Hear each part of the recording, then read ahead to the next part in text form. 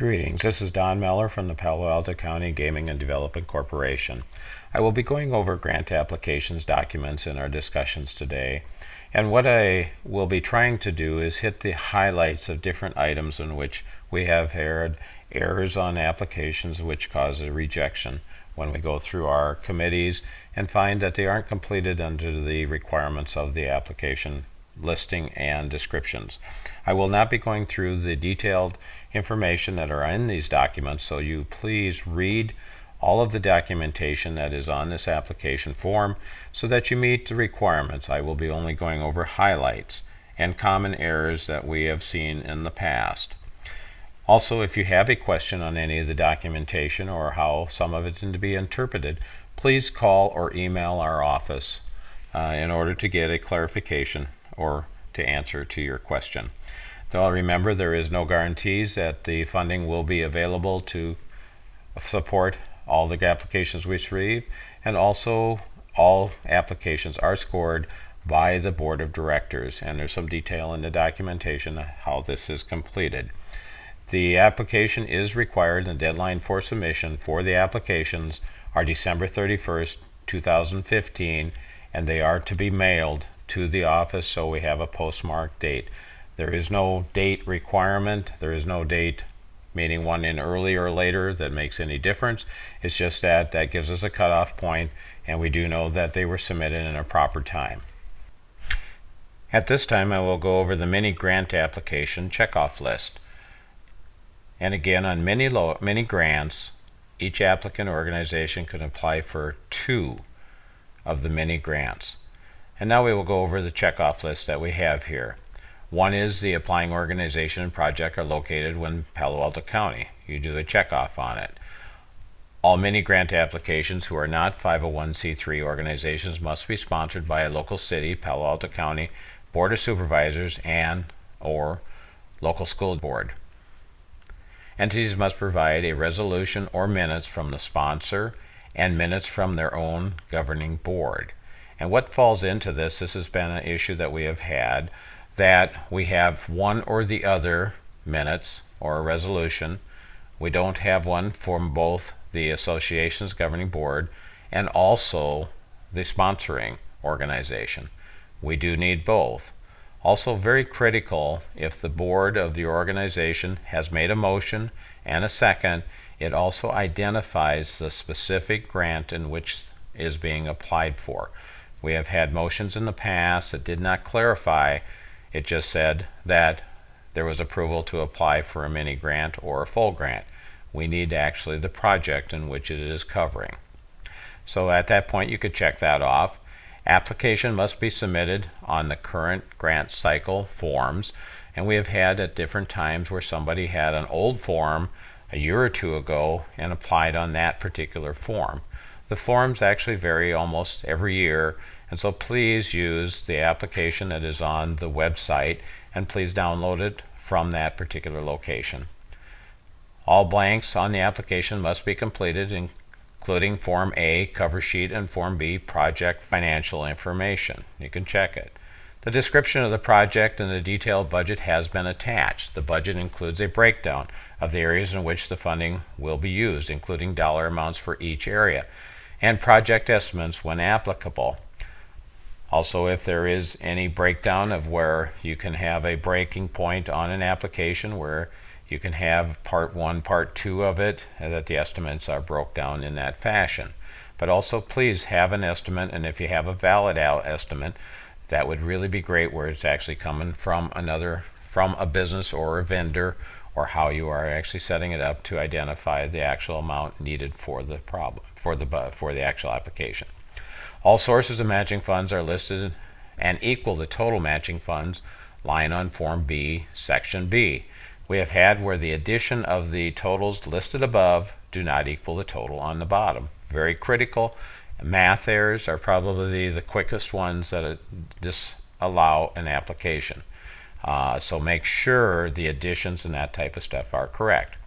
Okay, this project, the mini grant, is at a maximum dollars of $5,000 with 10% matching funds.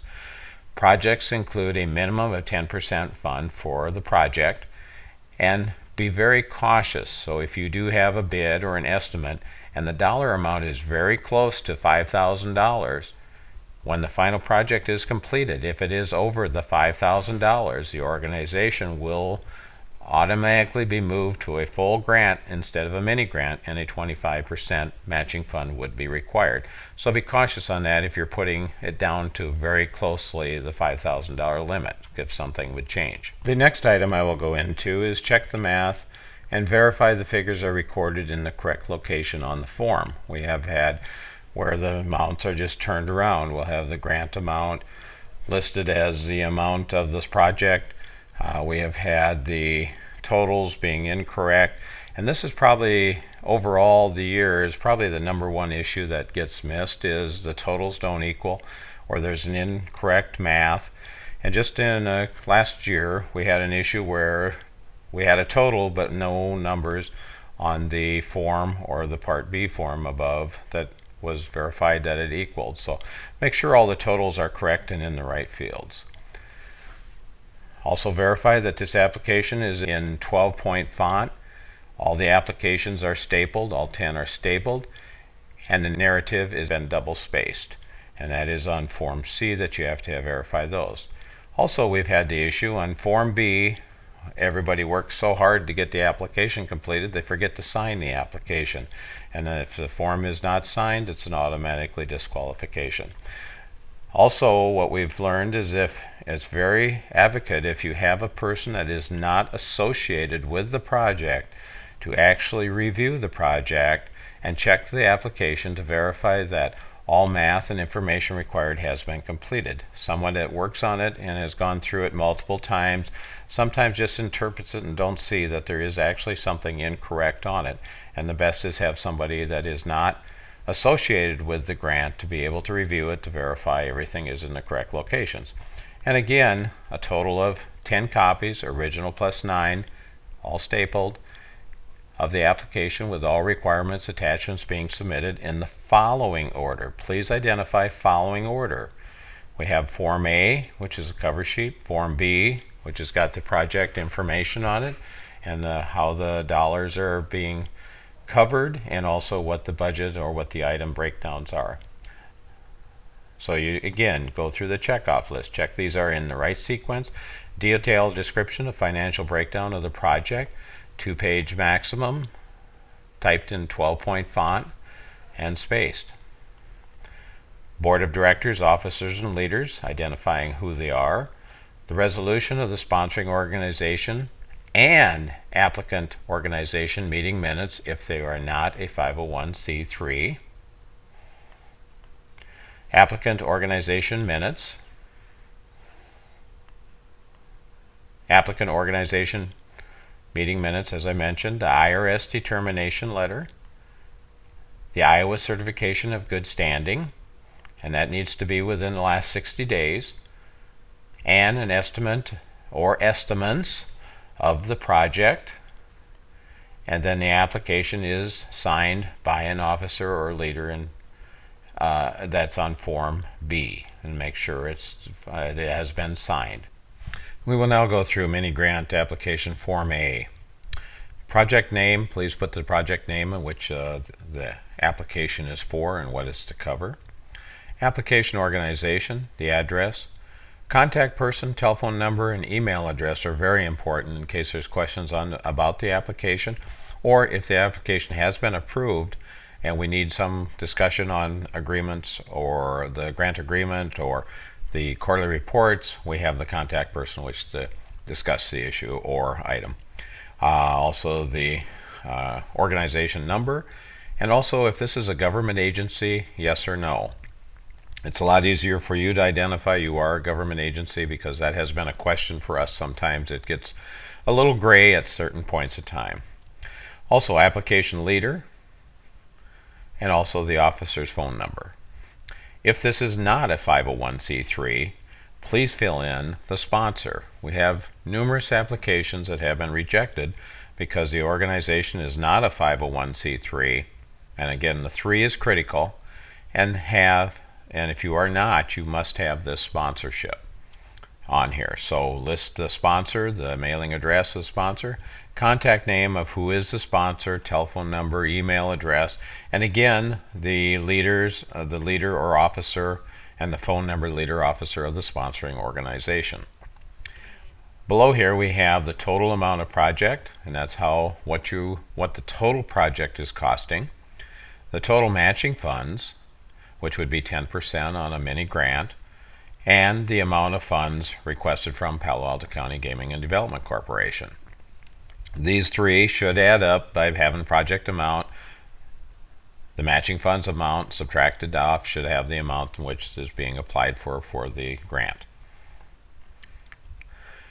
We will now hit Form B, which has the project costs on one side and the matching funds available on the other side.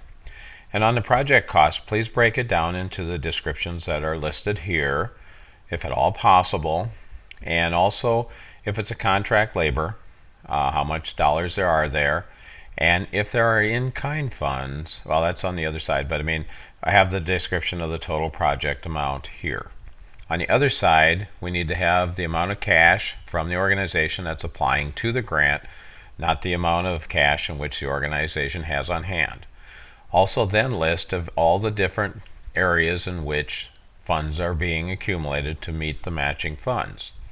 In the other, if this is in-kind, make sure you give an amount of the in-kind and make sure that this is realistic to the logic of what the project is for. Because we review these fairly close on in-kind because it's hard to identify an actual amount that should apply towards this organization, and it's not, make sure that it's not an exorbitant amount, that it's realistic to what would cost. And then we would have the total matching funds, which would be your 10% or more. It doesn't have to be just 10%, it can be more. And how much is requested from Palo Alto County Gaming and Development. And remember that this package here is a mini grant, so it must stay under the $5,000 total project cost at the end of the project.